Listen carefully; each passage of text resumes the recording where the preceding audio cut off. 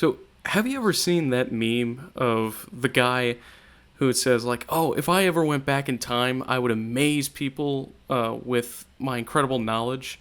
And the next panel is all of the, like, ancient people surrounding him asking, so how do you generate this electricity? And the guy says, I have no idea. You ever seen that meme? Yes, I have. I've seen that plenty of times.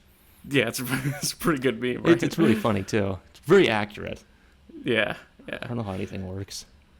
Yeah. So, well, hey, I'm here to help now, because today we're going to be talking about electricity generation in space. Hello, everybody, and welcome to another episode of End of Mission, a podcast in which we talk about missions that have ended, right? And it includes slides. Today we're going to be talking about SNAP-10A, the first nuclear reactor that the U.S. government ever put into space.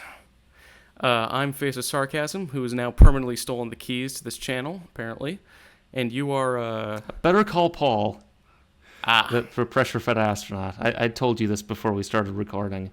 I took my combustion final last Friday, which I brought a propane tank in with a match, and I said, okay, here's some real-world applications. They did not appreciate that. They didn't? Come on. If they'd studied, they know a propane tank in a classroom that big wouldn't cause a fire. Yeah. So when I took the final, I wore a Hawaiian shirt, and everyone else was wearing, like, gray, blue, dark blue, and black, and here I was in this bright yellow Hawaiian shirt. It's like, oh, am I Saul Goodman? Yeah. Better call Saul. So I did lie last time. We aren't doing launch successes yet. That's the next one. I had a final last week. School means money.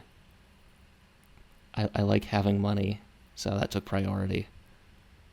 So you like having money, so you went to school, but school is money? Yeah, well, I pay money into school, and when I go out of school, I make more money. Ah, okay. Yeah. So it's like an investment. Yeah, weird. I know, it's weird. That's weird. Yeah. So as a custodial note, I know Scott Manley did a video on SNAP-10A. Like the 2 days after we decided we were going to do that because, for timing reasons. This is in no way related to that. Okay? Yeah. And he did a video on LDEF last week, so who's copying who? Yeah, huh? He definitely knows we exist. Yeah. Yeah, totally. Uh-huh. Yeah, the dust counters. Mm-hmm. Those peasant dust counters. I haven't seen any of his videos on that. Did he talk about the dust counters? Because if he didn't talk about the dust counters, he's not looking into things. Yeah, are you really talking about spaceflight without counting dust? I mean, really. Yeah. Okay, so you want to get started, or anything else to bring up? No, I'm good. Okay. Next slide, please. Well, I will warn all of you, I did take a course, half a course, a third of a course last year in nuclear propulsion, so I know a bit about nuclear reactors. Oh, good. Yeah. This will be perfect. Yeah. Yeah, Next the slide, Chernobyl please. Memorial School for Nuclear Reactor Engineering. What? Okay, so in a time long ago known as the past, there was this big kerfuffle known as World War II. Now, World War II ended in 1945. First, we had the victory in Europe with Hitler unsubscribing from God's green flat Earth. And then in, I think, September 1945, Japan surrendered after we had carpet bombed a bunch of their cities and then eventually started nuking them. Yeah. So, at the end of 1945 and beginning into 1946, a new era dawned, and a couple of things happened. First, the Manhattan Project that had developed the nuclear bomb just gets, transformed into the Atomic Energy Commission. Because you got to remember, nuclear fission at this point had only existed for, 8 years. Yeah. So it's still very much in its infancy. You can actually go in Chicago, you can go find where they buried Fermi's first reactor. Oh, cool. Yeah. Don't go digging it up, though. Why? They'll get angry at you? They'll get angry at you, and then you'll get cancer. Nice. Also, so a little bit before 1946, when the U.S. was marching into Germany, they stumbled across the V2 rocket program and a bunch of the Nazi scientists that had developed it. And so we had, so they saw that they were building the V2. It's like, oh, you could put a bomb on a rocket and send it at London? That sounds pretty cool. Oh, hey, yeah. why don't you come on over to the U.S. and like build some of those V2s for us, and in exchange, we'll kind of forget this whole Nazi business you were a part of, and you can drive some more V8s, huh? Yeah. Huh? Yeah. Is that a good deal? Actually, there was one confirmed paperclip guy involved in the space program who was actually sent back. It was Art Rudolph. You can actually see there's the video of Kennedy at Kennedy, and Art Rudolph is one of the German scientists there pointing things out. He was sent back to Germany in 1972 because he lied. Art Rudolph was actually a Nazi. He wasn't like I'll join the party if you let me keep building rockets like von Braun. He was I love this stuff. Oh. Yeah, and also for people, the Soviets also had their own version of paperclip. It's Osavakium or something like that. Yeah. So We did Project Overcast or Operation Paperclip, in which we got the scientists who had been developing the V2 as well as 300 V2s. Yeah, Soviets got a lot of them too. Yeah, there were a lot to go around. They made a lot of them. Yeah, weird. Yeah. But then, late 1945, early 1946, after getting all these rocket scientists over and starting to build more rockets, the U.S. Air Force started thinking about okay, what could we really use this rocket technology for? And so, in 1946, they directed Project RAND to investigate the viability of an artificial satellite for military purposes. Yeah, I actually found some of the old studies for the Earth orbiting spacecraft. That's actually where the idea of balloon tanks came from. Oh, it wasn't interesting. Yeah, it wasn't Atlas. Atlas was the second rocket to ever implement this, but it was one of I found the diagrams for them too. They're really cool looking, completely That's impractical, awesome. but cool looking. Yeah. So next slide, please. So initially, 1947, 1948, they had published some of their findings, but that didn't really yield much. But the Project RAND kept looking into it, and so 1954, they published their findings for Project Feedback. Right? Basically, it was laying out the basic framework for a reconnaissance satellite system. Yeah, it's Right. probably one of the best uses of space technology, especially for military purposes. Hey, we don't have to fly planes over their places. We can do it from 300 miles up, and you can't do anything about it. Exactly, right? And so they came up with the concept of putting this thing in a 300-mile orbit, polar orbit, that would go over Russia, right? Go over the Soviet Union, and so take pictures of their military installations as well as the weather, just to kind of see what all is going on there. That's the other use of satellite technology, is taking pictures of the clouds. Yeah. And you can see over here, this is the Soviet Union, for those of you Yep. who are geographically illiterate. So here's Santa's house. Yep, Here's right there at the North yep. Pole. Do you think Uh-huh. Rudolph has German V2 tech? Like Santa was one of them? Because France got some of the V2 stuff. Britain got some of the V2 stuff. Do you think Santa got some of it? Probably, Yeah. if he didn't give it to them first. We're implying some things about Santa here that, Hey, we still got a couple months before Christmas. yeah, so. before we get coal. Yeah. This is radioactive, though. It's got more radiation in it. So Hooray. it traps radon that comes out of the core of the Earth. So, Oh, perfect. yeah. You keep going Merry with Christmas, let's do some everyone. reconnaissance now. We should do reconnaissance of Santa's place. Make sure he's, keep tracking him. Yeah, what's going on up there, huh? What's he doing? He's able to get around the world all in one night. That's some advanced technology right there. Really? Yeah. Well, what kind of experiments was he running? Exactly. Yeah.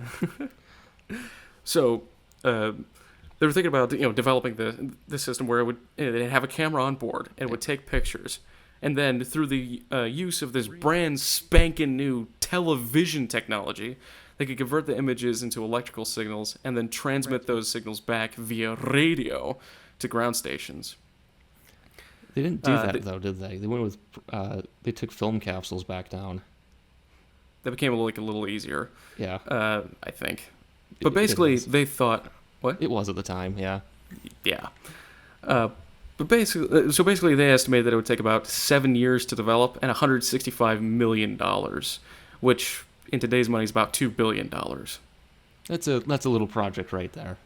Yeah, a bit of a little I project. got some of that laying around. We can do that. Yeah, I got $2 billion. I have some of my other pants. Go look in the couch. We can scrounge up $2 billion. Yeah, exactly. But here's a simple question. Yeah. How do you power it? Steam. Obviously. You put a giant steam boiler up there. Yeah. Yeah. So, I mean, they looked at some different possibilities, like with solar panel technology, as well as fuel cells. Solar panels are very primitive at the time, and then fuel cells are big and clunky. Exactly. And so, they found, quote, the only power source of immediate promise at the present time would be a nuclear reactor. Page 134. Nice. Yeah. Because, again, the energy density of the nuclear reactor, really promising. Again, we have the nuclear navy, right? Yeah, exactly. Rickover. That was the guy who did it. His name was Admiral Rickover. Nice. I considered joining the Navy about 10 years ago because I wanted to be a nuclear engineer in high school. I mean, hey, it's pretty cool, It is right? very cool stuff. Yeah. So, yeah, that's... Next slide, please. That's an interesting looking spacecraft, just gotta say. Well, I mean, again, they stated, like, in the beginning of this, that this is only meant to be, like, a general, broad overview and not like a, hey, here's how you build a satellite. It's a high-level system study. I gotcha. Yeah. So next slide, then. Next slide, please. Hey! Yeah, so the Atomic Energy Commission was one of the partners that the Iran project had, partnered with. And so they started looking into developing systems for nuclear auxiliary power, right? The SNAP program. Snap. And they started up in 1956, just 2 years later, right, to develop lightweight, compact nuclear power systems for land, sea, and space uses. Congress passed the, I think it's the, they passed a law. I don't remember the name of the law. It was like something very basic, like nuclear power law in 1954 to open up the possibility for commercial use. But obviously this is still for military purposes. Yeah. Commercial use, air quotes. Yeah. We'll put this in recruitment commercials for the military. Yeah. But basically SNAP was split up into two divisions. The first was the odd-numbered programs that focused on radioisotope decay to generate power. Right, so the Martin Company began development on SNAP-1 in 1956. And this is the Martin Company that would become Lockheed Martin. I think so. Yeah, they all get put in together, right? Northrop Grumman used to be Northrop and then Grumman, and then they got put together. Yeah. Lockheed used to be Lockheed, and it used to be Martin. Now it's Lockheed Martin. Yeah. So. Yeah. And then the even-numbered programs focused on nuclear reactor power generation, right? The nuclear reactor. Okay, the reactor itself. So the SNAP-2 began development by Atomics International, same year, 1956. Yeah, that's a very vague name for a company. What do you guys make? I don't know. Put atoms internationally. We ship them. Yeah. How many atoms do you nuclear want? power boats. I got 6 or 7. Yeah. Oh no, catch them. Ah, crap. Where'd they go? We'll find Did you drop my atoms? Oh no. Why did you do that? Gosh. So this is the SNAP-2, right?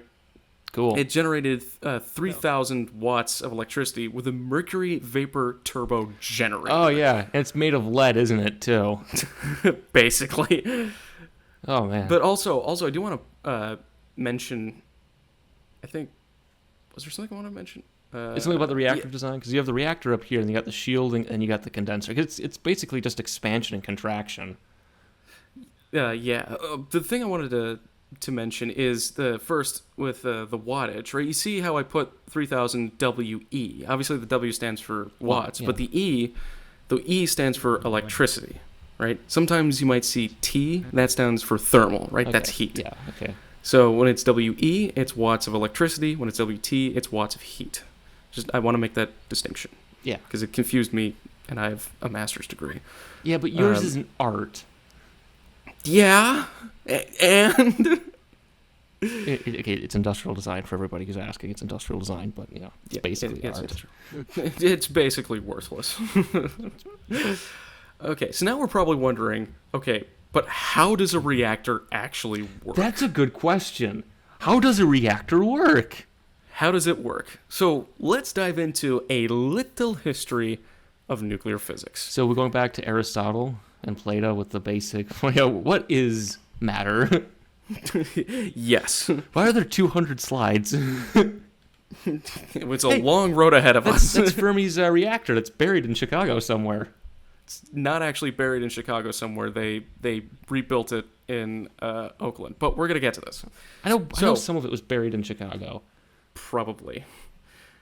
So, firstly, the atomic theory does date back to antiquity, but it's basically the idea that, everything is made up of, tiny particles. Yeah. Which is now atoms. Yeah, it's electrons, protons, neutrons, morons. Yeah, exactly. Yeah. But those subatomic particles weren't really discovered until recently, right? Yeah. The electron was discovered in 1897 by J.J. Thomson, right? So that's just over a century ago. And didn't his son, because he proved that Thomson electron was a particle, and then his son proved it was also a wave. Probably. It was a particle-wave duality, yeah. Yeah, it's nuclear physics, Yeah, you get down there. Oh god, because when I took my class, we talked about like virtual particle pairs, like it's like switching each other, like gluons and quarks, and saying, oh, okay, wow. Okay, so this is why they have a built-in bar in all of these laboratories. Yeah. Yeah, but like the modern conception of an atom with a positively charged nucleus and negatively charged electron shells. That was conceived of in 1911 by Ernest Rutherford. Yeah, it's the name for the electron engine for a rocket lab. Yeah, exactly. And then Rutherford went on to discover the proton in 1919. And even he and his colleagues even imaged it. That's pretty cool. Imaged the proton in 1920. That's pretty cool. Yeah. It's really cool because like cameras were terrible back then. They get a selfie with it, Yeah. They did the Wojak. They're pointing out. Oh, yeah, yeah. But there's also a little bit of a problem though because you think, okay, we have the proton and now we have the electron, right? Positively charged nucleus, negatively charged electron. But take a look at a helium atom, right? Proton has an atomic mass of 1, right? Yeah. So a helium atom, which is 2 atoms or 2 protons, that should be atomic mass of 2, right? Has an atomic mass of 4. Uh-oh. Where's the other mass coming from? Oh, no. Well, the neutron was discovered by James Chadwick in 1932. Neutron's a little harder to discover because, unlike a proton and electron, it's not charged. Yeah. It's neutrally charged. Yeah, which is also the name of Rocket Lab's next rocket. Yeah, the Chadwick. Yeah, Chadwick. Yeah. Really weird. What else would it be named? Yeah, weird. Weird, really weird. Just so we're clear, I found the list of all the names that were proposed for some of the space shuttles. We'll talk about that when we talk about a few episodes. Mm-hmm. There's some really interesting names, so a lot of regional bias in some of them. Ooh, okay. But yeah, just a little spoiler for everybody. Okay. Yeah. So, also a little thing I have to discuss about nuclear physics research. So when you want to find out what's inside of a car, you shoot a car engine at the car and you see what comes out the other side? Yeah. Yeah. Well, it's exactly the same with nuclear physics research, right? You shoot subatomic particles at atomic particles and you see what comes out the other side. Yeah. So neutrons discovered in 1932, and hey, we can shoot this neutron at a bunch of different atoms to see what happens, right? Yeah. Okay, also, just a quick note for people listening. Go see the movie Oppenheimer. They also talk about this. Yeah, I've not seen Oppenheimer. You should see Oppenheimer. It's really good. I should see Oppenheimer. But anyway, in 1934, a guy by the name of Enrico Fermi begins bombarding uranium atoms with neutrons. Yeah. Right. And initially, he's trying to get like heavier elements because uranium's the heaviest natural element, right? At 92 protons. So he's trying to get it to like 93, 94 element. Yeah, we've gotten to I think 120 now. Yeah. So those are the unnatural atoms, I guess. Yeah. Well, I mean, technically, yes. Yeah. Yeah. You get up to lead with fusion in a star. Then you get up to uranium with negative beta decay, and then after that, it's artificial generation. Yeah. But initially, he thinks he's getting up to, 93, 94, element 93, element 94, right? But then he and his colleagues start looking at the byproducts, the decay products on the other side, and they find like an isotope of barium, which is lighter than uranium, and they think, why is there barium? We broke it. What did you do, Enrico? What are you doing? Initially thought like, no, we made a heavier element, and his colleagues like, okay, yeah. But then in December of 1938, German nuclear physicists Otto Hahn and Fritz Strassmann successfully split the uranium atom with neutrons. And when they're looking at the visualization of the uranium atom splitting, like the nucleus splitting, when they're visualizing it, it kind of looks like cellular fission that you find in biology, but it's of the nucleus of an atom. So they call it nuclear fission. Yeah. They discover nuclear fission. Yeah, and the thing with this, I don't know if you bring this up later on. I've told you this multiple times. I learned this in my nuclear propulsion class. So it's right. So you fire the neutron into the atom, and sometimes the atom can absorb it. It'll just kind of like deform like a droplet. It's really weird. But then when it fission, it breaks apart into usually two pieces, and then some neutrons. And one piece is 2/3 the mass of the original, and the other piece is 1/3 usually. Yeah, exactly. So, yeah. And so, they discover this nuclear fission taking place. They also discover that it produces a lot of heat, right? 200 million electron volts, which is a lot, I guess. It produces a lot of heat. Yeah, right? that's quite noticeable. Yeah, and it also produces a few neutrons, right? 2.5 on average. I think it's 2 or 3. Yeah, it's 2 or 3 neutrons because you're tossing one in, and you're gonna break this thing apart, and it's neutrons go flying. Yeah, right. And they think, hey, this is great, right? So they publish their work, they show it off to the world, right? And basically anybody who has any interest in atomic research suddenly finds fission to be like the big new thing. It's like, oh yeah, let's look into nuclear fission. It's also brought up in Oppenheimer. Yeah, but basically, some of these nuclear physicists start looking into it and doing the math and going, hey, wait a second. So we use a neutron to split a uranium atom, which then produces a lot of heat, but also produces 2 or 3 other neutrons that could then be used to split more uranium atoms, which would release more neutrons, which would split more uranium atoms, which would split more, which would make more neutrons split more uranium atoms and more and more and more. You could get a chain reaction out of this. Yeah. But if you had enough uranium bombarded with enough neutrons and had them splitting apart as fast as you could generate a lot of heat very quickly. Yeah. Like what do you call it when you make a lot of heat very fast? Well, it's an explosion. Yeah. So one of the scientists, I don't remember his name. I should have written it down. I don't remember his name, but basically he says he's one of Fermi's colleagues. Yeah, I think he's played by Rami Malek in the movie. Okay. But basically he looks it over. He's thinking, hey, you could build an atomic bomb with this stuff, and so he urges Albert Einstein to write a letter to FDR warning of the possibility that the Nazis might be making atomic bombs. Yeah, because Germany at the time was the intellectual powerhouse. It was an intellectual powerhouse for a very long time. Yeah. The problem, though, is, and I think, I don't know if you bring this up, the Nazis never really worked on this because they considered physics to be Jewish, and they didn't like that. Yeah, again, Einstein. Yeah. That's Jewish. Yeah. Whoops. We're not going to be doing any of that useless Jewish crap. Like, uh-oh. I'm going to clip that out of context now. Oh, no, please don't. Yeah. Proven anti-Semite. No, please. There's also, I think H.G. Wells actually wrote a short story about what would become nuclear weapons, where he's talking about bombs that keep exploding. sustained by chain reactions. I mean, he's a bit off, obviously, but Yeah, it's one chain reaction that happens really fast. But basically, I've read the letter, and it's honestly not that impressive. It's basically like, hey, FYI, they might be building some bombs. Yeah. But it's not exactly that impressive. But he sends it on August 2nd, 1939. About 2 months later, the Nazis invade Poland. Yeah. Whoops. Uh-oh. But then they think, hey, wait a second. So you're telling us that these German nuclear physicists just discovered nuclear fission.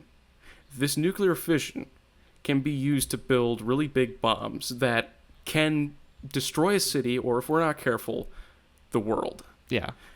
And now these very same Germans have just declared war on the world. Don't worry about it. Uh-oh. Yeah, don't worry about it. We'll be fine. Don't worry about it. Yeah, it's probably That's fine. a next week kind of thing.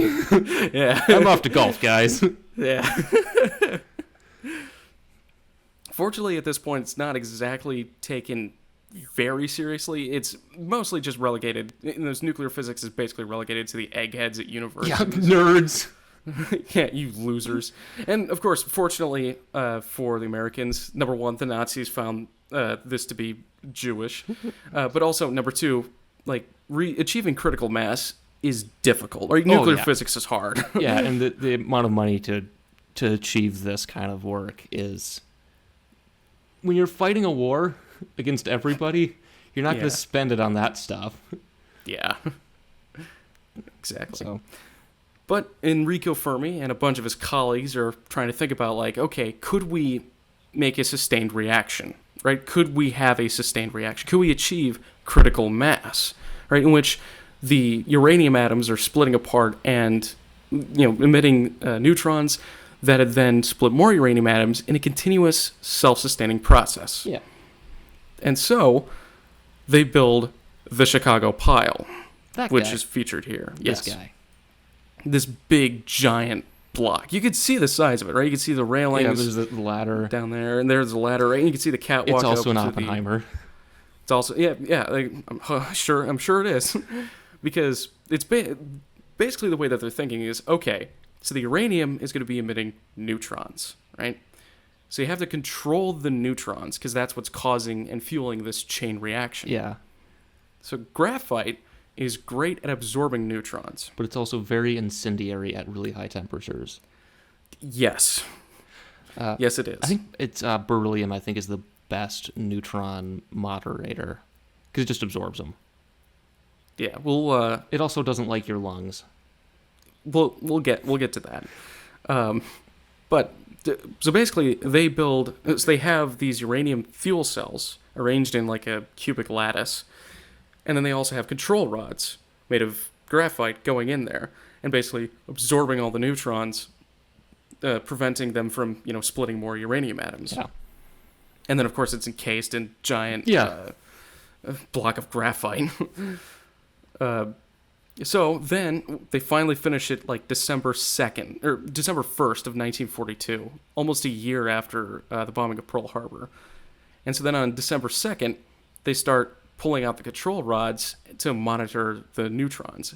And basically Fermi's looking at this, and if the neutron counter levels off, that means it's not self-sustaining. But if it increases exponentially, that means it is self-sustaining. Yeah. Right? So they continue to remove the control rods, removing the graphite and the neutron absorber, right, and then allowing the neutrons to fizz more uranium, to split more uranium atoms. And finally, after like a whole day of doing this, at 3:50 p.m., the neutron counter goes exponentially, right? Yeah. And Fermi announces, "Hey, we did it. We achieved a self-sustaining reaction," right? They just built the world's first nuclear reactor. Well, there is a natural nuclear reactor in like Uganda, so. Yeah, so but I mean, God like made this that is, one. yeah, God made that one. This is the first one made by man. Yeah, that's really cool. Yeah. Yeah, and then like immediately afterwards, like 3:53 p.m., it's like, okay, lower the control rods, we're done here. We did it, boys. And all they right, shut it off. All right, guys, go play some golf. Yep. All right, time to party. Let's get drunk. Yep. But yeah, in the same year, then in 1942, the U.S. kind of starts taking nuclear power a little more seriously. And so they say, okay, let's have a concentrated effort of building the nuclear bomb. Yeah. So the Manhattan Project forms in 1942. Yep. And that kind of brings us up to modern day.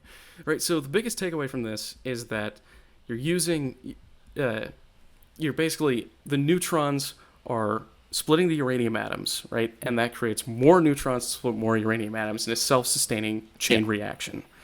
And basically all you're doing is playing with the amount of neutrons that you have. Yeah, that's also like for nuclear submarines, they have hard lifetimes because neutrons will get out of the reactor and end up in the hull, which will make it brittle.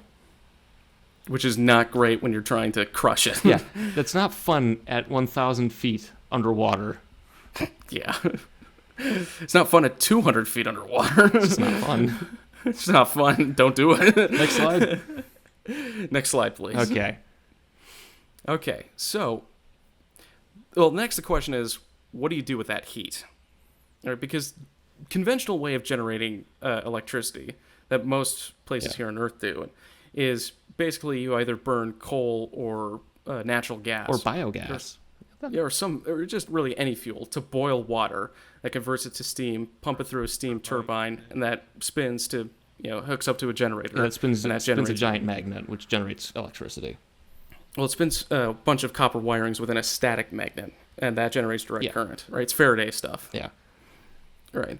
And so that's basically what they're trying to do here with the SNAP program, except I think it's instead of water, I think they're using like mercury or mercury vapor or something. Yeah, I think they started with, because I know the Soviets, for their reactors, used sodium. Okay, yeah. Which is why they can't turn them off, because they'll freeze. So if you go to like Murmansk and all those old like submarine docks, they'll have a few old atomic submarines that are just hooked up to the city. The guy will power it until it's dead. Wow. Okay. Yeah. Better than freezing. Yeah. Yeah. Right. So we saw SNAP-2. Here's SNAP-4, which is considerably smaller than the Chicago pile. Yeah. It's about the size of a coffin, which is fitting. Don't get too close to it. Yeah, you want to go inside, it'll stay there forever. Yeah. And it generated comparable amounts of electricity to SNAP-2. Then there's SNAP-6, which I didn't get a whole lot of research on. I mostly used Beyond Nerva. They were a huge resource for this because they linked a bunch of the resources. Yeah. They didn't really know a whole lot about SNAP-6 either. Okay, but, it's classified. Basically, I mean, it's designed for underwater purposes because it's the land, sea, and space. Yeah, I do know that I think one of these reactors ended up in Greenland because we wanted to build like an army base in the ice sheet there. Ooh. Yeah. So we built a little installation up in Greenland in the 60s because this is the 60s, right? They're just doing anything. Right. I think they brought... Oh, yeah. Sorry. That was the other thing I was going to mention. All of this stuff was coming into being in 1956. It wouldn't be until October 1957 that Sputnik launched. So this is all before the space race. Yeah, this is the atomic age. Yeah. Yeah. Exactly. Yeah. Or the atom. You gotta say it like, the power of the atom. Yes. Yeah. And they use computers to do calculations. Mm-hmm. It's this as opposed giant, to slide rulers. Yeah, it's this giant room. Yeah, that does like 1 + 1 = 2. We did it. Yep. We achieved it. Yeah. So this is SNAP-6. This is actually not SNAP-6. This is just an image of SNAP-8 because there's no image of SNAP-6. Oh, you're lying to us. I'm telling the truth now as I'm presenting it in real time. So technically I'm not lying. What else you've lied to me about? Many things. Okay. Many things. Okay, so that was SNAP-6 is underwater. What's SNAP-8? That looks pretty cool. So SNAP-8 is very similar to SNAP-2, but produces 10 times the amount of power with that mercury vapor Rankine turbine. Yep, okay. Right? Again, basically heating it up and putting it in a turbine, using that to spin a generator. Yeah.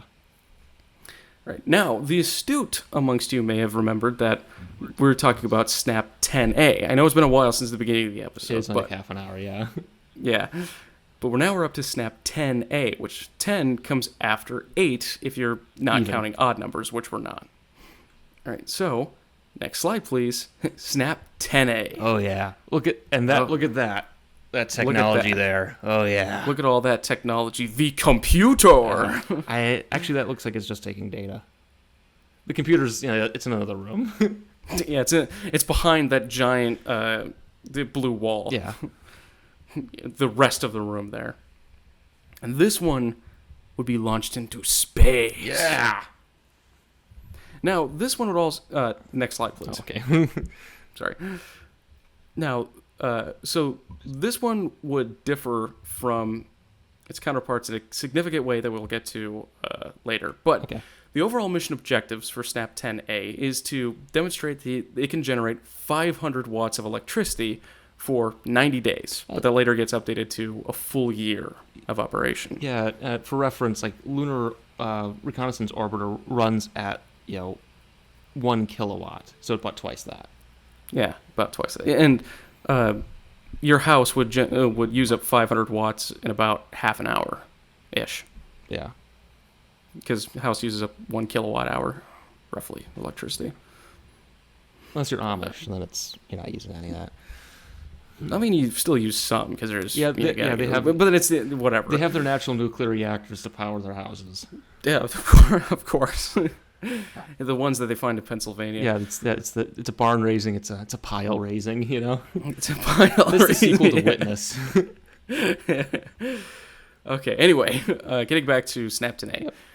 it also has the objective of demonstrating the simplicity and reliability of a nuclear reactor in space, providing in-space operating data for nuclear reactors, demonstrating the feasibility of nuclear reactors for future uses in space.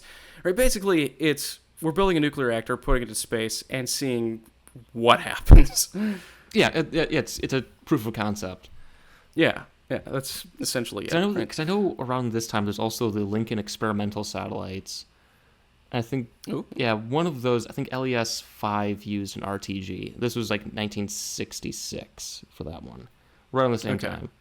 Because those are like telecommunications experiments to see if a reactor interfered with telecommunications. Yeah. All right. And so, also, is to operate autonomously in a passive control arrangement. Basically, it's going to be operating without any input, right? On its own, doing its own thing for most of the year. Yeah. Golfing, yeah. Yeah, exactly. Being its own person, discovering itself. A lot of introspection. Yeah. And also, while SNAP-10A is up in orbit, also termed FS4, its ground duplicate, FS3, is operating on the ground at the same time, right? Like sister reactors. Yeah, so they can... So if something crops up on the one on the ground, you can kind of hopefully predict it in space, or just to compare the two. Yeah, exactly, right? You put Hal up into Jupiter, you leave Sal here down on Earth. Yeah. I know. Yeah. So this one uses sodium. Yep. So next slide, please. Hey. So the reactor itself is pretty small. It's only 8 inches in diameter and 12 inches tall. So it's about 0.3 meters. It's a third of a meter tall. Yes, or 30 centimeters. Yeah. Yeah. So it's about the size of a car battery. Okay.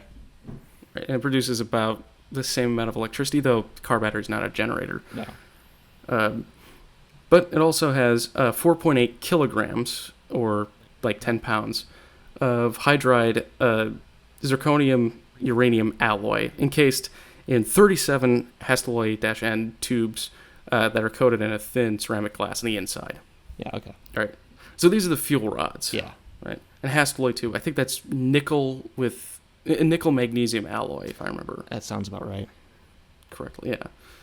Right, so obviously the uranium, that's going to be the main fuel source because, splitting the uranium atom. Yeah. Right, so these fuel rods are bolted between the grid plates on either end of the core, right? So it's basically just a stack of these. So it's these guys. Yeah, exactly. It's kind of like arranged upwards. It's cylinders, one between the other, like between plates. Yeah. Right, so it's these kind of just standing on themselves, and then the 2 plates at the top and the bottom. Yeah.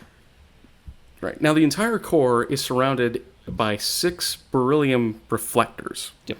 Right, basically what these do is any neutrons that might be flying out are basically reflected back in to continue to split uranium atoms. However, next slide, please. Oh, are we to talk about the rest of this? We are. Next slide, please. Oh, it's on the next. Okay. Yeah. Hey. See, you can continue the information, right? So, yeah, however, with the 6 beryllium reflectors, there are gaps between them, right? Yeah. And these gaps, as you could kind of tell a little bit from the diagram, are pointing at these 4 control drums. Okay, so this right here is the reactor itself, right? Yep, that's where so it goes the rods inside. are in here like this. Yep. Okay, so then there's the beryllium around here. Yes, 6 beryllium reflectors, right, with those gaps, and you can see kind of the darker rectangle in the middle of the core, right? That's actually a hole, right? That's a gap in the beryllium reflector, and those are pointing at these 4 control drums on the outside. These guys. Yes. Yeah. And so the reason why is because it's designed specifically where about 40% of the neutrons that would be generated in the reactor would fly through these gaps and go into space. It's not enough. That way, the reactor doesn't have enough neutrons to sustain the chain reaction. So you can moderate it. Yes, right. So these 4 control rods, though, they reflect that 40% of those neutrons back into the reactor, right? And so that way you can control how many neutrons are going in to maintain the reaction. Yeah, you can control it. Yeah, so instead of having control rods that absorb neutrons, you have these gaps letting the neutrons go out into space with these controlled drums reflecting them back in. I would assume it's because it's a lot easier to make a little thing that swivels than it is to make something that goes in and out. Yeah, especially with, mid-60s technology at a small, compact scale. You remember, this is about the size of a car battery. Yeah, it's not that big. It's tiny. Okay, speaking of cars, are those keys? Are those right? You turn them on there. Looks like keys. Yeah, that's how you turn. That's how you start the engine, right? Someone's got to go up there into space, turn the key, starts the reactor, and then they go back down. You would turn it back on. Every once in a while, keep it warm. You yeah, go back exactly. Down golf. Exactly. So, because the control drums are necessary for maintaining the reaction, if something goes wrong. In a normal nuclear reactor, you could just drop the control rods in and it'll absorb the neutrons. It'll just with this stop. reactor, you would eject the control drums, and then that 40% of the neutrons would leak out and wouldn't be able to sustain the reaction, and eventually would just stop. It'd decay. It would just decay. Right, and so there's also a bunch of other stuff that helps to control the nuclear reactor built around it, including springs, sensors, motors, around this assembly. Confidential restricted data. Well, I mean, it was at one point, but now it's declassified. Yeah, this is April 4th, 1962. I think it's, It's been a while. Yeah. Oh, yep. So the reactor produces the 40 kilowatts of heat, right? That's where the T comes in. Yep. So you got to dump that. That's thermal problems. Yeah, warming it up, right? And it warms up the reactor to an operating temperature of 955 degrees Fahrenheit. Nice and toasty. What's that in Celsius? That's probably like 500 550 centigrade, yeah. Yeah. And hey, guess what they're using for their coolant and thermal transport? Sodium potassium, liquid metal. Right, so it's 22% sodium, 78% potassium, 50% C, 50% weed. Yeah. And that's what's cooling the reactor. So instead of water, it's sodium potassium. Yeah, because it'd be easier to manage then and pump through. Yes. Or some guys like, that'd just be really cool if we did that. Wouldn't it be awesome? Yeah. Just we put sodium potassium in there. Just tee off, Steve. Come on. All right, next slide, please. Right, okay, so this is the main way that SNAP-10A differs from its other reactors. Because with the other reactors, you're using the coolant to power a turbine to generate power. Yeah. SNAP-10A uses thermoelectrics. Right, basically, when you have a conductive surface with a large thermal gradient on it, like, for example, if you had silicon germanium, Yep. and one side of it was really hot, the other side of it's really cold, that thermal gradient would create a current. Okay. So Right, it's like the opposite of induction. Yes. Yeah. Okay. Yeah, because it's basically Yeah, it's exactly the same, but in reverse, right? Instead of using electricity to generate heat, you're using heat to generate electricity. Okay. Right. So, yeah, so that's basically what's happening. Also, nuclear reactor warming up is a great heat source, and it's very cold in space. Yes. Yeah. So the way that this reactor works is that the nuclear reactor warms up the sodium potassium, right, and then it gets pumped through the basically this induction pump, right, which is great because it has no moving parts, which makes it very quiet. Right, and then it flows down to the radiators, right? The thermal conversion system, where that thermal gradient creates a current, and then it gets cycled back into the reactor. Okay, so you got electrical power 500 watts, hot junction temps 940 Fahrenheit, radiator temps 640, conversion efficiency 1.43%.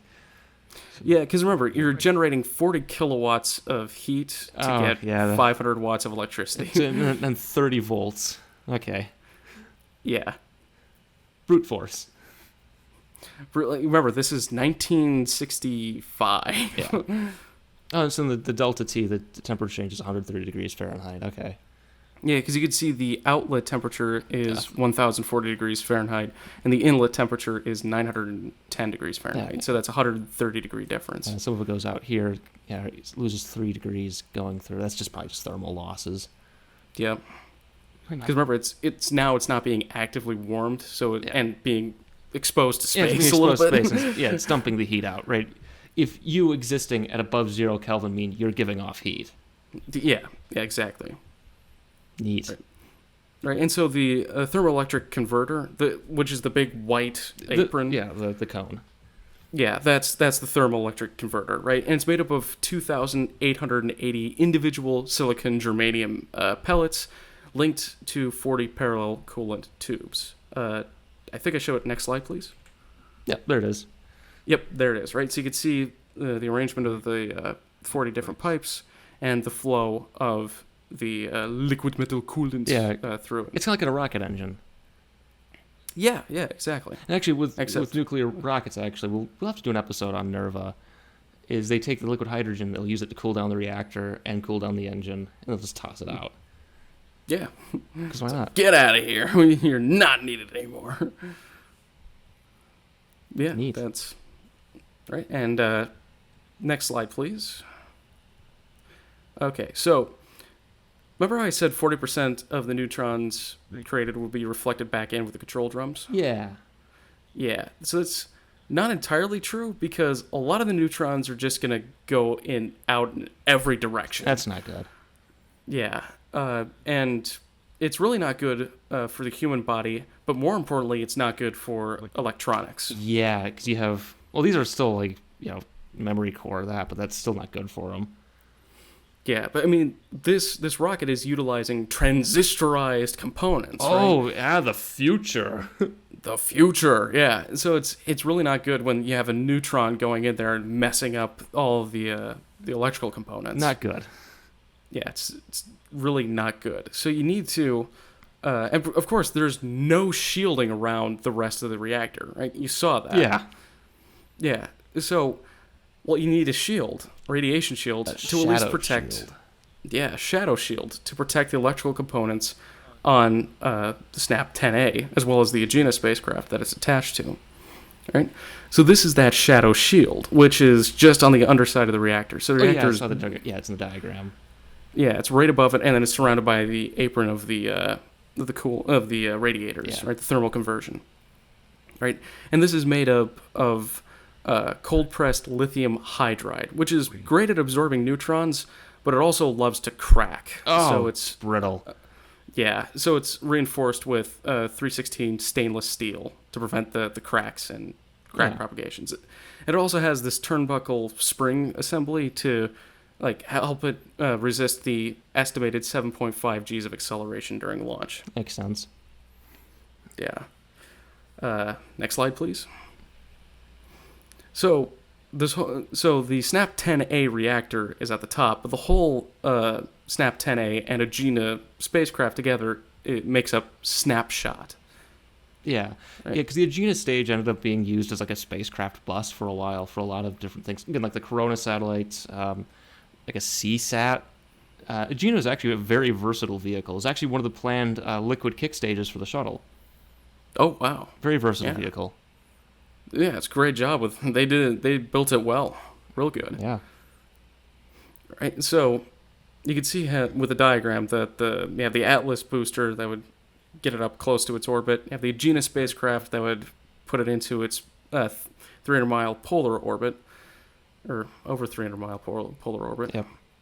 And then you also have the nose fairing and heat shield that would be ejected. Yep. Before startup. Yeah, you're to dump it at some point. Yeah.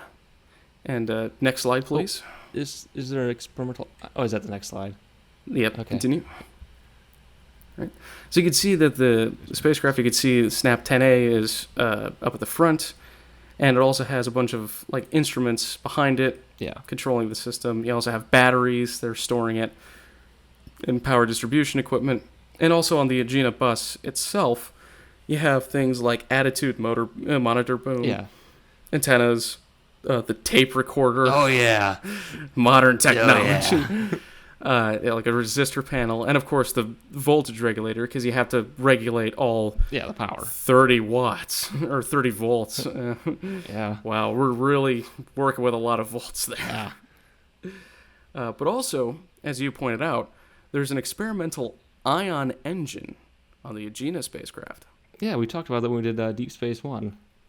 I don't remember that, so glad you Well, did. we know that the ion engine was tested on an Agena experimental. It might have been I don't think it was Snap because, yeah, keep going. What was... Yeah, well, we'll get to that. Was this a mercury ion engine? No, Oh. we'll get to that. Okay. This next slide, please. Hey. So you can see that here they're mating the SNAP-10A on top of the rocket, right, on top of the Agena. Yep. You can see that they're doing one last reactor check, Yep. which again, you see how small that thing is. Oh yeah, there's the control drums right there. There's the little assembly. And there's the pipe that goes Yep. back in. Yep. There's. I also that's like how how they're just wearing hard hats. Yeah, maybe a glove or two. I don't Yeah, but one of them he's smoking. know. Yeah. They're using the reactor as an ashtray. Yeah. Okay. Right, but finally, they launch it. There it is. It's going up Ah, into yeah. space. Oh yeah, Atlas is a cool looking rocket. It is really cool. Yeah. Next slide. Next slide, please. Right, so they launch Snapshot at 1:24 p.m. Eastern Standard Time on April 3rd, 1965. Why do we from keep Vandenberg. hitting the anniversaries of these? Uh, We're really close This to is- it. we're in May. Yeah, it's close. It's kind of close, yeah. But April 13th, or not 13th, April 3rd, 1965. It's launched from Vandenberg Air Force Base aboard the Agena Atlas launch vehicle. Yep. All right, and Agena completes its second burn 58 minutes after launch, putting Snapshot on a 700 nautical mile or 1,300 kilometer polar orbit.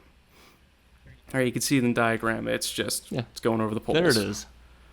I think it's slightly retrograde. It's not like perfectly polar, but It qualifies as polar. yeah, it's good enough. All right. So the startup command was given on orbit 2, 3 hours after launch. Reactor went critical, meaning that it was self-sustaining. Yep. Remember our discussion earlier. It's self-sustaining. Mm-hmm. That happens on orbit 7, 12 hours after launch, and then the heat shields were ejected and full power was achieved Woo. at the same time. All right, so now it's running. It's up there and it's going. Yeah. Next slide then. Next slide, please. Right. So there are a couple things that are happening during this active control period, mostly from the Agena messing up a couple of things. Oh, wonderful. Yeah. So it's a cesium Close. ion engine. It was a liquid metal. Yeah. So cesium. So an ion engine was tested aboard Snapshot on orbit 18, right? So it comes up to full power on orbit 12, and now 6 orbits later, which is like a couple hours, they fire up the ion engine, kind of see what happens. And because like this reactor is generating 500 watts of electricity, and the question is, what do you do with it, right? Neon signs, Neon signs, cesium-ion engines, billboards, blinking lights. Yeah, of course. So the engine operates off of batteries for just under an hour. I think it's like 47 minutes. I don't remember exactly. Sounds about right.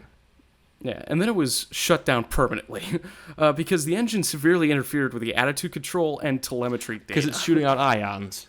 Yeah. It's a massive electrical field. Yeah. Turns out nuclear physics does not like electronics. Weird. Interesting. I wonder why they built a shadow shield. Yeah, weird. But the ion engine did manage to produce 8.5 millinewtons of thrust, which, for reference, if you sneeze, that's about 40 times as powerful. Okay, so you can sneeze. Yeah, I think we talked about this when we did Deep Space One. Yeah. They do not produce a whole lot of thrust. But they can burn, more than 47 minutes and, are really efficient. Yeah. Just not this one, because it's interfering with things. It's also built in 1965, so That's true. I don't know what you expected from it. That's true. Right. Also, the tape recorder broke. Of course it did. We're 0 for 2 on these tape recorders. There's a tape recorder on Galileo that broke, and there's a tape recorder on this one that broke. Also, on STS-39, their tape recorder broke, too. Yeah, so stop using tape recorders. Let's use Laserdisc instead. Yeah, I'm sure that's way better. That's probably way better, yeah. Yeah. Fire an ion engine at it. I don't think that'll work. Yeah. So, this thing has to last up a year. Yeah. But mostly under passive control, right? So active control was relieved on orbit 82. Excuse me, you say relieve. It says relieve, not relieved. Thank you for pointing out my spelling mistake. I gotta. The grammatical error. I appreciate that. So I'm what? You're 1 for like 200. Yeah. Hey, at least you got some points on the board, right? So active control was relieved on orbit 82, 154 hours after launch. So that's like 6.5 days. That sounds about right, yeah. So that's like April 10th. Yeah. Like 1 in the morning. And it was working. Woo. I mean, it worked. Like the reactor performed well, right? It produced over 500 watts of electricity, which is expected. It operated within thermal limits. Yeah. It operated as predicted. It works. It works. That's great. It's better than, Yeah. Right? And, I mean, it was basically just now achieving its expected goals, right? SNAP-10A was demonstrating the viability of a nuclear reactor in space uses. And also, the radiation shield that it had could not be tested on the ground, right? Because there's air and other things. Yeah, exactly. But it worked as intended in space. Woo! Right? And the electrical components, the instrument bay, and the Agena spacecraft was protected from the reactor very well, from the radiation, right? Because Lockheed did an independent study after this experiment, right, and looking at the radiation effects from it, and they found that it was fine, it was good. There was no, it was as expected. The radiation shield worked. I mean, the only slight issue, and this is only a slight issue. Oh no. Was that the converter resistance to ground was degrading faster than predicted. But it would last the year-long duration of snapshot, right? Because they did the calculations, they ran the numbers, they pulled out their slide rulers, and it was like, yeah, this thing's going to last. So, yeah, it works. It was a massive success. Next slide, please. Wait, so what's this then? So this is, this is just showing the expected, cooling down of the inflow and outlet, or the inlet and outlet temperature along with the average. Yeah. Also, with the sun and then without the sun. Yeah. Oh, also, next slide, please. Because you can see exactly how because you remember, it has to, with thermal conversion, and it has to be a cold side and a warm side, right? Well, the sun's going to interfere. Yeah, how is the sun interfering with this, right? And so they're looking at the normalized temperature over time and how much temperature, what the gradient is over its orbits, right? And so you can see it warms up, while it's exposed to the sun. Then it cools off when it gets to the shade, and keeps cooling off basically until it gets to the equator, and then it warms back up again as it continues to get exposed to the sun. Neat. Yeah. But yeah, overall, a massive success. This is great. Yeah. Next slide, please. But about 43 days later, Oh, no. after launch, so telemetry data was received on orbit 552, as expected. Yeah. Right? 3 orbits later, though, they lost contact. Oh. On May 16th, 1965, 43 days after launch, it stopped talking to them. Fortunately, though, this would not be, loss of signal entirely or completely. 40 hours later, on orbit 547, they managed to regain Ooh, contact. it was out for smoke break. It was out for a quick It's the smoke 60s. You know, everything smokes. Even this is smoking. break. Yeah, of course, yeah. Yeah, everything's smoking. I had to put it out. Yeah. Right. But the data that it returned, though, when they finally did reestablish contact, was very bad. Oh, no. Because the SNAP-10A reactor was shut down. Oh, the control drums had been ejected. Oh, right? jeez. So there was no power Yeah, being it's generated dead. at all. Yeah, it's dead, right? They did have a redundant power system just in case. Yeah, because if something fails, you kind of want to know, right? Let this thing know what killed you. Yeah, exactly. But that thing was dead too. Oh, jeez. Right, the only power source was coming from the failure batteries that were draining as they had predicted with their natural fall-off curves. Oh, jeez. And so, 5 days later, on May 21st, 1965, on orbit 666, the batteries drained completely, and it was dead. See, it is the anniversary of it. Oh, close. That's not good. Yeah. Yeah. I'm assuming we're going to have a what happened. Yeah. So what happened? Next slide, please. Wait, can I guess? Yeah. What do you think? So What do you think it shuts itself down. So that it did, right? Jettisoning the control drums is part of the shutdown procedure, right? Yep, because it'll then just leak all the neutrons It'll and shut won't be able itself. to sustain the Yeah. reaction. Yeah. Okay, so it was either hit by a micrometeoroid. Mm-hmm. There was a programming error, or what would be the third one? Something else broke that convinced it to shut down. Those are your 3 guesses? Those are my 3 guesses. I'm completely wrong, aren't I? We're about to find out. Okay. So hang on, before you switch the next one. So either struck by something. What was your second one? Like a computer programming error, like maybe the radiation damaged the programming. Too much cigarette ash and the memory core. Yeah, put too much ash in. Okay. Yeah. Well, next slide, please. So, the 2 that they came up with was either a low voltage failure or a high voltage failure. So they did some ground tests to investigate which of these systems might have broken. And the low voltage equipment did not break, right? They tested it, and it was fine, right? There was no low voltage failures in these ground tests. However, the high voltage regulator on the Agena failed when it was overstressed by only 30%. Oh. And sometimes it failed when it was not overstressed. Sometimes it just broke. Oh, jeez. So it's oh god. And so, also they found that because of excessive voltage caused by, the excessive voltage might cause the command system to send out random commands. Like, say, for example, eject the control drums. So that was close. Yeah, you were pretty close, right? So what likely happened is that the high voltage regulator on the Agena spacecraft broke. Yeah, there's too much Either cigarette because- ash in there. Yeah, it went out for a smoke break, never came back. Yeah.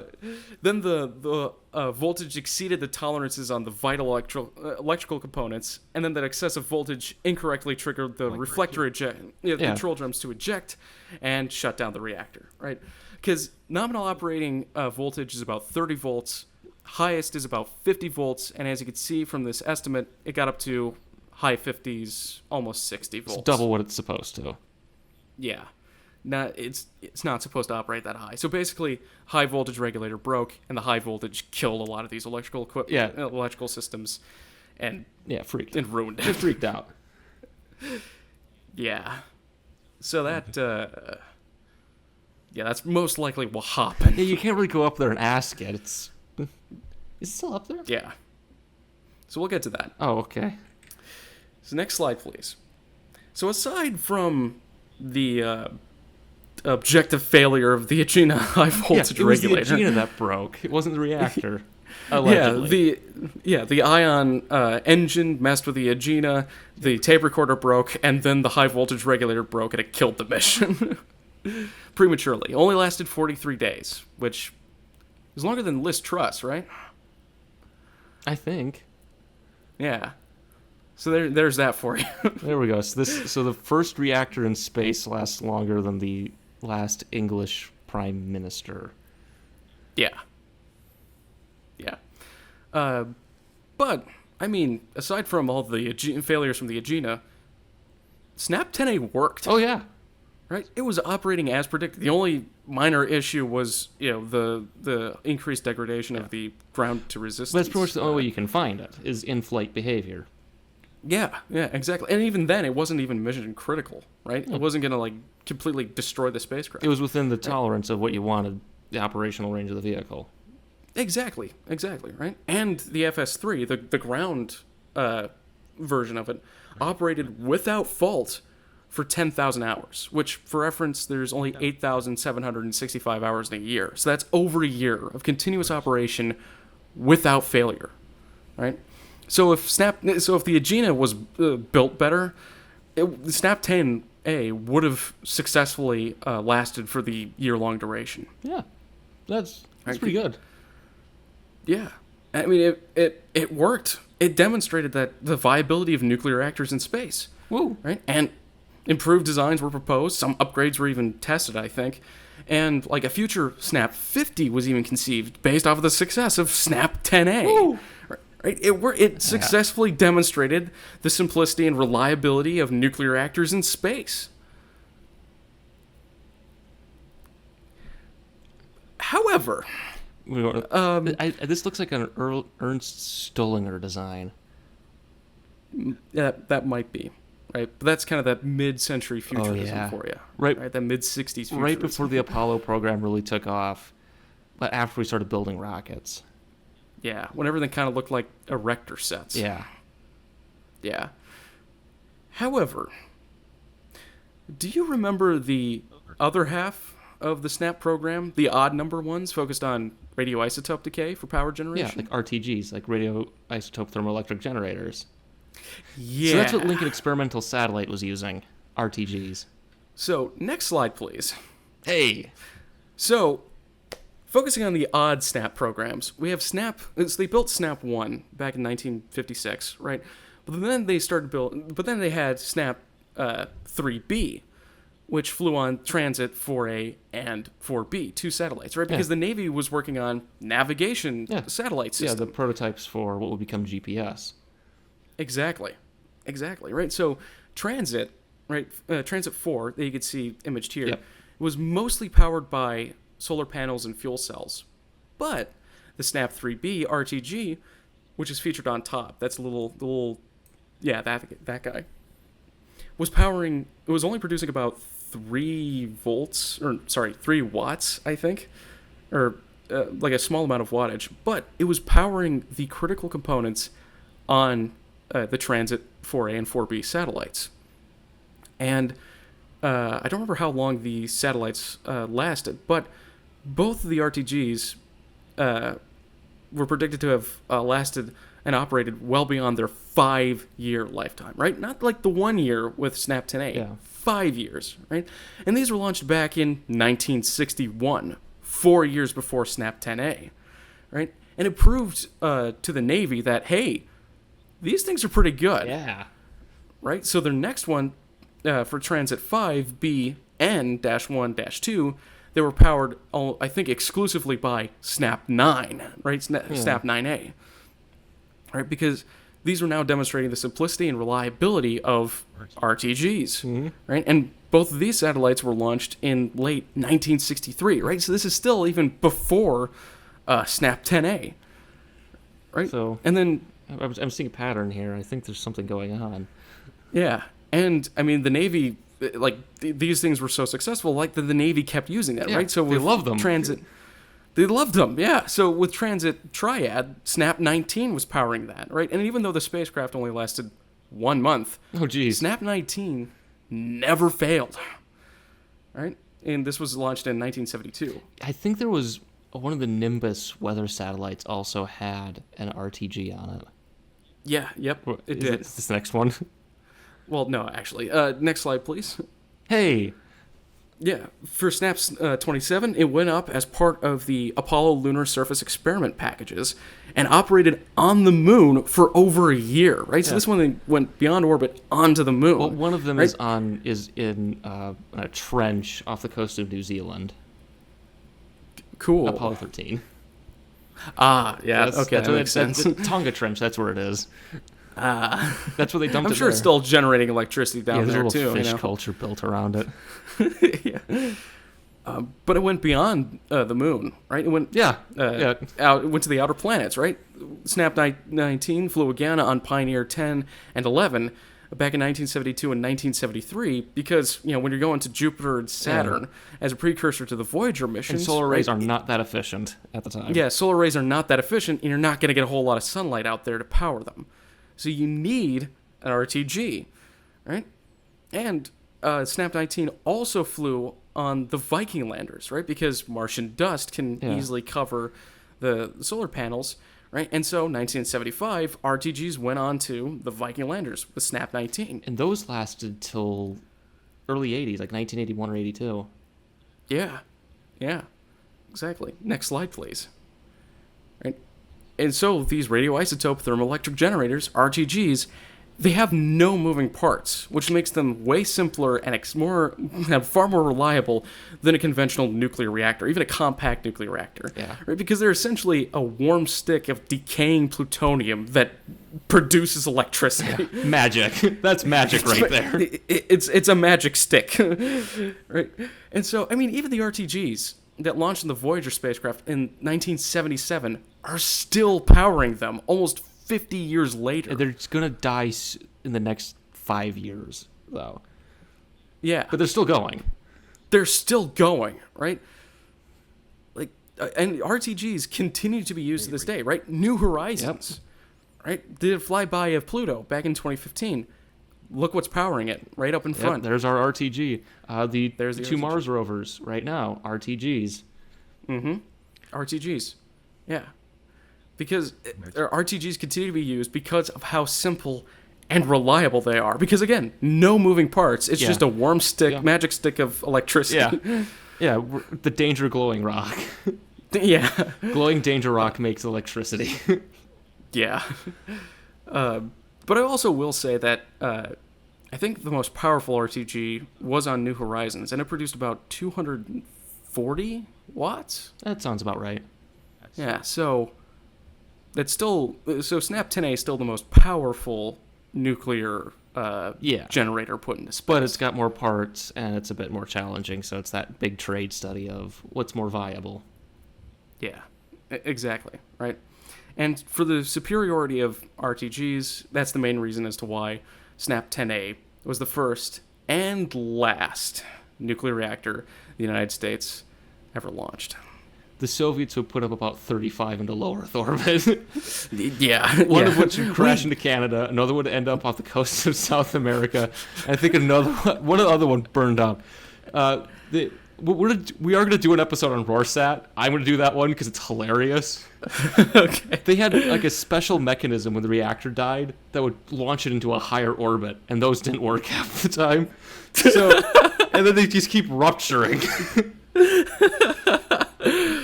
So yeah, you could, if you look at like space track stuff, you could find coolant droplets for all the Rorschachs, and you could track them in their own separate my category. You want to know what happened to SNAP-10A? It's still in orbit. Yeah, That's good. it is. It is. Next slide, please. Because of its high orbit, it's still up there, right? It's still in its 1,300 kilometer orbit, being tracked here by heavensabove.com, and it's gonna be up there for probably, I think it's the next 4,000 years. So we gotta really start panicking when that thing comes down. Yeah, in the year exactly. 6000. Yeah, in 5,965 when it finally drops out of the sky. Yeah, it's gonna land at a golf course somewhere. Just to spite us. Yeah. Yeah. That's neat. We should go up and get that it. is. We can. It's still up there. It's pretty big. Not that big. I mean, Look, it's attached to an Agena. well, we can fix that. As we learned with the shuttle missions, just get a big drill, get some bees. There we go. Yeah, there you go. There's no actually, there would be some value to this to see how it behaves like after all this time in space. Yeah. Just the decay of it. Yeah. Hey, maybe put some new control drums on that bad boy. Yeah. You know, put it into a restoration YouTube video. Yeah, that's their YouTube restoration video. We recovered a SNAP-10A. Yeah. Why is the film grainy? Don't ask. Yeah. Oh, we just filmed it in 480p because it was an aesthetic choice. Yeah. No other reason. This isn't an unshielded reactor. Yeah. Wow, what's the glowy bit? Look at that, guys. Why? I say smoking. Why'd you put a light inside of it? Yeah, I got a little pipe, you know. Of course, I'm in the big suit from the 1960s, with my glasses, puffing a pipe. Look at that in there, son.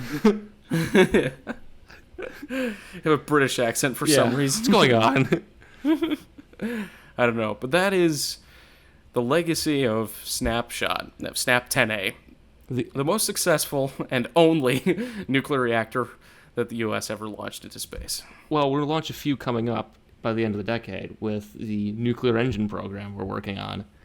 Ooh. Draco, it's called. Yeah. Ooh. Okay. Yeah. So maybe it won't be the last for long. Yeah. Because I know that, again, with like stuff like Nerva, that was also a nuclear reactor in space. It just was never launched into space. Yeah. We'll do an episode on that. It'll be fun.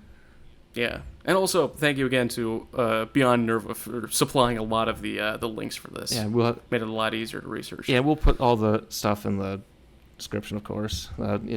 Citations. It also reminds me, the Soviets also used RTGs in Siberia for lighthouses. Oh, that's awesome. It is actually pretty cool. I think there's one that the U.S. has on one random island. I think, because I know that like some of these RTGs were used initially because it's land, sea, and space, right? So I think one of them was like powering a buoy. Yeah, I think I've seen pictures of it actually. Yeah, I think it might be in Hawaii now, but I know the Soviets had a few, in this part of the country. The cold part where no one lives. Yeah, I wonder why. Yeah, gee, wow. SNAP-10A. Yeah. SNAP-10A. So far, the American nuclear reactor in space. Mm-hmm. RTG supremacy. We're part of the RTG master race. RTG gang. That's what, RTG. Yeah, that's what the G at the end stands for. Radioisotope thermoelectric gang. Yeah. Could power so many dust counters. Oh man, we can count as long as they don't interfere with it. Yeah. All right. So is this the end? Yep. So, what's on for our next episode? Launch successes. Yeah, as we can clearly see. Yep. You got them out of order, though. Well, you never told me the order. That's true. So. I should have done that. We got one of them. Yeah, so so we'll have this one famously right around the same era. Yeah. Same era. Vanguard. And we've got some two Titan failures, which I think you can kind of see this one. A little ominous. Yeah, it's a bit foreboding. Don't worry. It's a success, though. It lifted off. Yeah, that's right. Yeah, if it gets off the ground, that it's a success, right? That's success right there. Yeah. Hey, to make an omelet, sometimes you're gonna have to blow up several thousand eggs. Yeah, a lot of eggs, a lot of dust though. Make a lot of dust. Make a lot of dust, and we're more than happy to count it all. Absolutely. Yeah. So hopefully the dust never settles because I want to count all of it. Well, you can count it as it settles. Yeah, that's true. Yeah. Okay. So I think I'll end it here then. Want to play us out? Wait, what does that mean? To play us out? Oh God, I won't go to the full thing. I think Bill O'Reilly started swearing in that one. He got really mad. Yeah. All right. Want to start swearing and getting really mad? Yeah. No. Okay. Well, that's a mission,